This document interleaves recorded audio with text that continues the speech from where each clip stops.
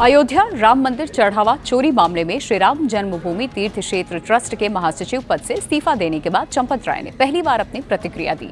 उन्होंने संगठन के पदाधिकारियों और कार्यकर्ताओं के नाम एक चिट्ठी जारी कर अपील की है कि मामले में चल रही एसआईटी जांच पूरी होने तक सभी धैर्य बनाए रखें। उन्होंने अपने ऊपर लगे आरोपों को निराधार बताया और ये कहा कि फिलहाल मौन धारण किया हुआ है। देखिए, चंपत राय ने श्री रामचरितमानस की चौपाई धीरज धर्म मित्र अरुणारी आपतकाल परिखहि चारी के साथ अपने आधिकारिक एक्स हैंडल से ये पत्र शेयर किया। सबसे पहले तो श्री रामचरितमानस की इस चौपाई का अर्थ आपको समझाते हैं। दरअसल श्री रामचरितमानस के अरण्यकांड में माता अनुसुईया और माता सीता की भेंट का प्रसंग है। श्री राम लक्ष्मण और सीता वनवास के समय यहाँ अत्रि मुनि के आश्रम में पहुंचे और यहाँ देवी सीता की भेंट माता अनुसुईया से हुई थी। इस प्रसंग में अनुसुईया ने वैवाहिक जीवन में ध्यान रखने योग्य बातें माता सीता को बताई थी। इस दौरान माता अनुसुईया कहती हैं, धीरज धर्म मित्र अरुणारी आपतकाल परिखहि चारी। इस चौपाई में माता अनुसुईया कहती हैं कि धैर्य धर्म मित्र और नारी यानी कि पत्नी की परख आपत्ति के समय ही होती है, इसीलिए इन सभी को अपने साथी का हर कदम साथ देना चाहिए। चंपत की तरफ से इस चौपाई का जिक्र करना दिखाता है कि शायद वो अपने साथियों के व्यवहार से दुखी हैं। इसके साथ ही चंपत राय ने राम मंदिर चंदा चोरी पर अपना पहला रिएक्शन दिया। उन्होंने चिट्ठी में लिखा, पिछले 7 जून 2026 से श्री राम जन्मभूमि मंदिर परिसर के दान पात्र की गणना के समय की गई चोरी के संबंध में अनेक प्रकार की चर्चाएं चल रही हैं। व्यक्तिगत तौर पर मेरे ऊपर अनेकों अनुचित आरोप लगाए गए। मैंने मौन धारण कर लिया है। मंदिर ट्रस्ट की धांधली को समझने हेतु एसआईटी की प्रारंभिक रिपोर्ट प्रस्तुत की गई और ये रिपोर्ट अब सार्वजनिक हो चुकी है।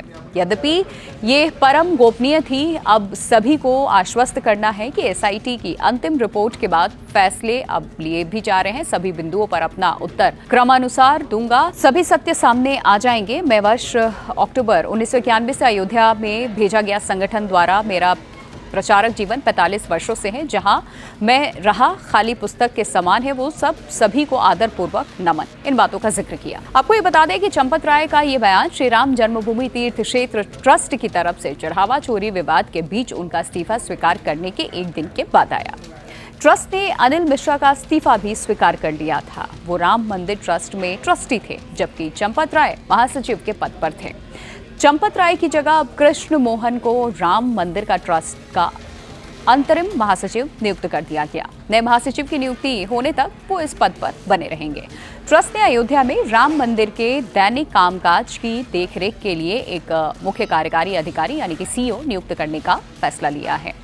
सीईओ के चयन के लिए ट्रस्ट ने एक 3 सदस्यीय सर्च कमेटी का गठन किया है, जिसमें retired justice Pradeep Kohli, retired lieutenant general Vishnukant Chaturvedi और शिरडी के श्री साईं बाबा मंदिर ट्रस्ट के पूर्व अध्यक्ष सुरेश हावड़े शामिल हैं। तो राम मंदिर ट्रस्ट ने प्रशासनिक फेरबदल के बावजूद सोमवार को हुई बैठक में सर्वसम्मति से एक प्रस्ताव पारित कर श्री राम जन्मभूमि आंदोलन और मंदिर निर्माण में चंपत राय के ऐतिहासिक योगदान की सराहना की है।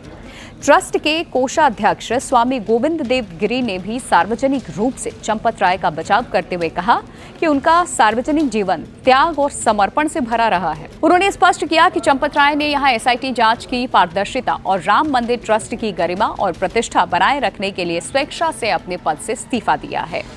तो गोविंद देव गिरी ने यह भी कहा है कि उनकी नजर में चंपत राय बेदाग और निर्दोष हैं।